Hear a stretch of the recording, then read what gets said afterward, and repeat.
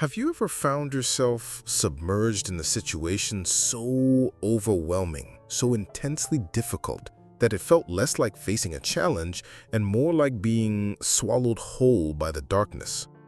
Imagine the moments when everything you relied upon seems to crumble, perhaps a diagnosis that steals your breath, a loss that hollows out your world, a betrayal that shatters your trust, or a relentless wave of anxiety that makes simply existing feel like an impossible burden. In those moments, when the air itself feels heavy with sorrow or fear, and the path ahead is invisible, shrouded in pain and uncertainty, did you ever feel a profound, chilling sense of isolation? Not just loneliness in the human sense, but a deeper spiritual aloneness, a feeling that perhaps, just perhaps, even the divine presence, even God, was distant, absent, silent. It's a feeling that gnaws at the soul, isn't it? This sense of being left to fend for yourself in the face of insurmountable odds. It's a question that echoes through the human experience across cultures and centuries. And it's a feeling intimately understood by one of the 20th century's greatest storytellers and minds, J.R.R. Tolkien. The man who gave us the sprawling, mythic world of Middle-earth, the epic struggle against Sauron, and the enduring tale of a small hobbit carrying an impossible burden, knew about darkness, despair, and the seeming silence of heaven. Tolkien, a devout man whose faith was the bedrock of his life and secretly, or not so secretly, permeated his fantastical creations, didn't just explore the feeling of God's absence in trials. He offered a powerful, insightful, and perhaps uncomfortable spiritual warning about how we interpret that feeling, and the profound danger that lies in believing the lie that we are truly abandoned when things are at their very worst. His perspective is less about explaining God's silence and more about the spiritual battle that takes place within us when we perceive that silence. And that battle, Tolkien suggests, is one of the most critical we will ever face. J.R.R. Tolkien was not some detached academic writing purely for intellectual amusement. His life was marked by profound experiences of suffering and loss. He lost his parents at a young age, was deeply shaped by the horrors of World War I, serving in the trenches, witnessing unimaginable death and destruction, and losing many dear friends. This wasn't theoretical evil for Tolkien. It was real, visceral, and left an indelible mark on his soul and his worldview. Yet through it all, his deep, lifelong Catholic faith remained central. He wrestled with the paradox of faith in a world filled with undeniable evil and suffering. And this wrestling is profoundly woven into the fabric of Middle-earth. Think about the journeys in The Lord of the Rings. They are not paved with easy victories and clear divine interventions. Often, the characters are left to their own devices, facing overwhelming power and despair. Consider Frodo in Sam's trek into Mordor. This is perhaps the ultimate landscape of despair. It is described as a place choked with ash, where the sun is often obscured, the air is foul, and every shadow seems to hold a threat. The Eye of Sauron is a constant, oppressive presence, radiating malevolence and seemingly inescapable.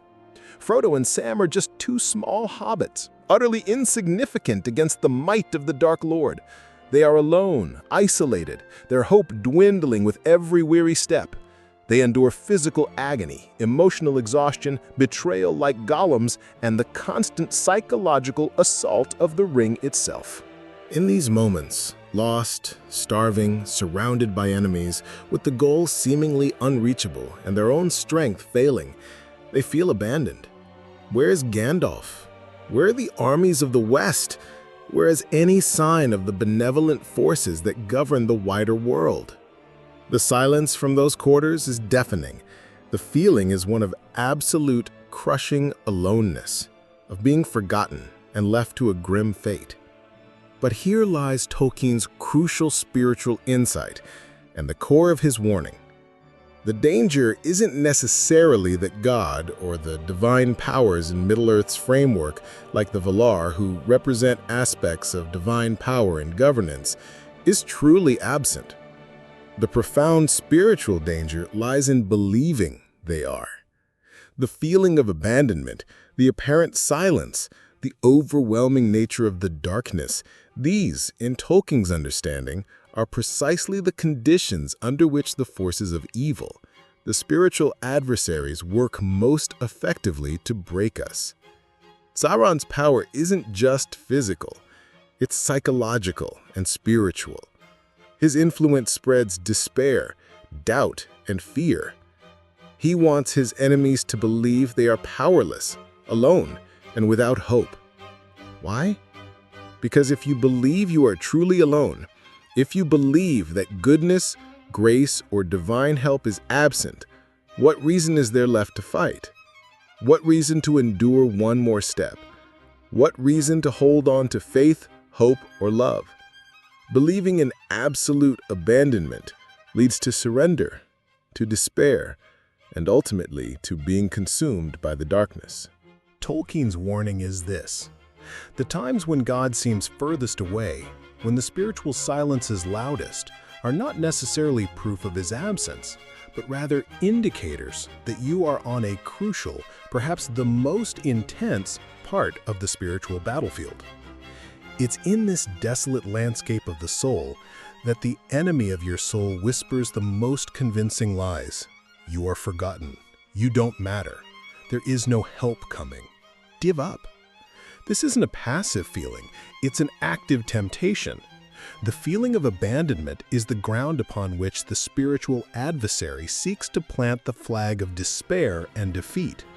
To accept that feeling as the ultimate reality, to conclude definitively that God is absent because he feels absent, is to fall for one of the oldest and most effective spiritual deceptions. In Middle-earth, even in the darkest hours, while direct divine intervention is rare and often works through subtle means or unexpected agents, there is a deeper pattern, a hidden providence at work. The resilience of Frodo and Sam, the crucial choices made by characters far away, the almost miraculous timing of certain events like the eagles arriving at the Black Gate, these can be seen not as God dramatically appearing on a cloud, but as the quiet, often unseen working of grace and purpose, operating behind the veil of immediate perception. The characters feel abandoned, but they are not, in fact, left entirely to chance. Their capacity to endure, their bursts of courage, Sam's unwavering loyalty. Where does that strength come from in the depths of despair? Faith would suggest that it is not solely their own, but sustained by a source beyond themselves, even when that source is not emotionally felt or intellectually understood in the moment. So the warning is stark. When the silence is deafening and the darkness is absolute, recognize that this is a prime target moment for spiritual attack. The apparent absence is not necessarily a statement about God's location, but a test of where your trust will reside. In the overwhelming immediate feeling of despair, or in the deeper enduring truth of a reality and a God that may be operating in ways you cannot currently see or comprehend. It's a call to fight the battle for your perspective, to refuse to let the feeling of abandonment lead you to the fatal conclusion of actual ultimate forsakenness. Tolkien's world reminds us that hope often glimmers precisely where despair is deepest, and that presence is not always loud, visible, or comforting in the way we might expect. Let's bring this powerful, albeit challenging, insight from Tolkien's world and his life into the landscape of your life, right here, right now. Because while we may not be facing down a dark lord with an army of orcs, we all face our own Mordors. These are the crushing, overwhelming circumstances where the silence from above feels palpable, and the weight of the world feels unbearable. Perhaps your Mordor is a chronic illness that drains your strength and isolates you from the life you once knew, leaving you wondering why healing seems absent. Maybe it's the breakdown of a cherished relationship, a betrayal by someone you trusted deeply, leaving you feeling utterly alone and questioning if connection and love are even real. It could be the relentless grip of anxiety or depression, a heavy fog that obscures any light and makes you feel profoundly separate even when surrounded by others. It might be financial ruin that strips away security, or the grief of losing a loved one that leaves an empty space in your soul that nothing seems to fill. Or maybe it's navigating a complex, unjust system that leaves you feeling powerless and forgotten by any higher order of fairness. In these real-life furnaces, the feeling of being abandoned can be intense. You pray and the heavens feel silent. You look for signs of hope or help and they seem non-existent. The pain is acute, the struggle is exhausting, and the thought creeps in, maybe I am alone in this. Maybe God isn't here. Maybe he doesn't see or care or has simply left me to figure this out on my own. This feeling isn't a sign of weakness. It's a natural human response to overwhelming suffering and apparent divine silence. But this is precisely where Tolkien's spiritual warning becomes a critical tool. Your feeling of abandonment, as real and painful as it is not necessarily an accurate statement about God's presence or absence. It is, however, a red flag that you are entering a phase of intense spiritual vulnerability. Just as Sauron sought to break the will of his enemies through despair, the spiritual forces arrayed against us often seek to use our moments of deepest pain and perceived aloneness to plant the lie that we are utterly forsaken. The application of Tolkien's warning is practical, though incredibly difficult in the moment. It requires a conscious, often agonizing act of spiritual resistance. When you feel most alone, most forgotten, most overwhelmed, and the whisper comes that God is absent, recognize that whisper for what it might be: a temptation, a lie designed to steal your hope and lead you to surrender.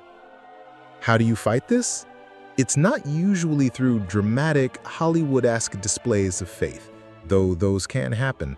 It's often in the small, gritty acts of defiance against despair that mirror Frodo and Sam's slow, painful steps through Mordor. Firstly, acknowledge the feeling without validating the conclusion. It's okay, vital even, to say, I feel completely alone and like God is nowhere to be found. But the warning is not to then say, therefore, God is nowhere to be found and I am abandoned. Hold the tension. Secondly, look for the subtle, hidden signs of grace or help. Just as Frodo and Sam relied on small things, a bit of elven bread, the fading memory of the Shire, their bond of friendship, we can look for the small pockets of light. Was there an unexpected kindness from a stranger? A moment of inner peace that defied the external chaos? Did you find the strength to simply get out of bed today?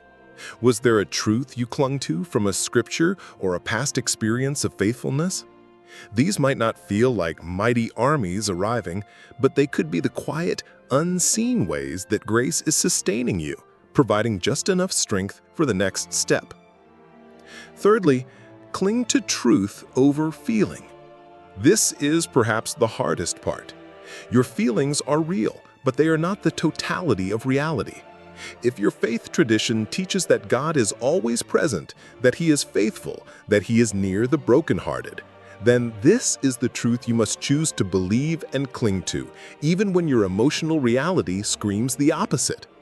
This is the essence of faith in the crucible, trusting in what you know to be true, even when what you feel is a contradiction. Fourthly, remember past faithfulness. Recall times in your life, or in the stories of faith you know, where darkness was overcome, where hope emerged from despair, even when the outcome wasn't exactly as planned. This remembrance acts like a small lamp in the darkness, countering the feeling of absolute, unprecedented abandonment. Finally, resist the urge to isolate entirely, even though the feeling of isolation is strong. Connecting with a trusted friend, a faith community member, a counselor, even when you feel you have nothing left to give or say, can provide a lifeline. The fellowship in Tolkien's world, though broken, remained a source of strength and hope for its individual members, even when they were physically separated. Knowing others are fighting, hoping, or simply remembering you counters the lie of total aloneness. This is a challenging topic, isn't it? Grappling with the feeling of God's absence in our worst moments touches on some of the most vulnerable parts of our faith and our humanity. It's a universal struggle faced by characters in epic tales and by ordinary people navigating the complexities of everyday life. Tolkien's warning about the spiritual danger of believing we are abandoned when we feel abandoned offers a powerful framework for understanding this experience. It shifts the focus from trying to explain why God might seem silent to understanding the critical spiritual battle that takes place within us during that perceived silence. It calls us to spiritual vigilance, urging us not to let our very real and valid feelings of isolation lead us to a potentially faith-destroying conclusion. So I want to hear from you. This is a space for shared reflection and support. Have you experienced those moments where God felt profoundly distant or absent? How did you navigate that feeling? What helped you resist the urge to believe the lie of total abandonment? Was there a subtle moment of grace or help that you only recognized later, which defied the feeling of being alone in your struggle? Maybe there's a specific line from Tolkien, or another story, or a scripture, or even a song that helps anchor you when the feeling of despair and aloneness hits hardest. Please share your thoughts, your experiences, and your sources of strength in the comments below. Let's create a space where we can acknowledge the reality of these difficult feelings while encouraging each other to stand firm against the spiritual warning that Tolkien illuminated so powerfully. Your story could be the light someone else needs in their own moment of darkness. If this deep dive into Tolkien's spiritual warning resonated with you, if it gave you something to think about or a new way to frame your own experiences, please take a moment to give this video a like. Sharing this video can also help others who might be wrestling with similar feelings. And of course, subscribe to the channel and hit the notification bell so you don't miss future videos where we explore faith, life, and the wisdom found in powerful stories and influential thinkers. Thank you so much for watching, for engaging with this important topic, and for being part of this community. Until next time, may you find strength to take the next step, even when the path is dark and the silence seems vast.